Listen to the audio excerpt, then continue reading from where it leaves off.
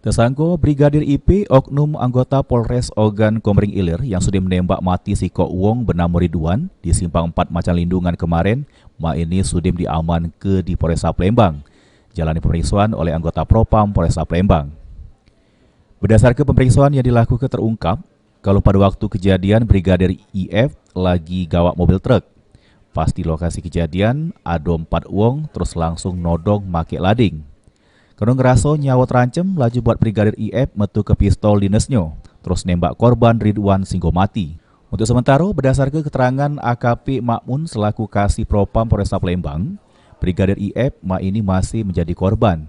Namun, kalau kagetnya dari hasil pemeriksaan ada unsur pelanggaran, maka kasus Brigadir IF akan ditindaklanjuti oleh Propam Polda Sumsel sama Propam Polres Oki. Korban di situ. Ini ceritanya selaku korban pemerasan. Beliau sudah kejadian ataupun pelanggaran-pelanggaran itu akan ditangani oleh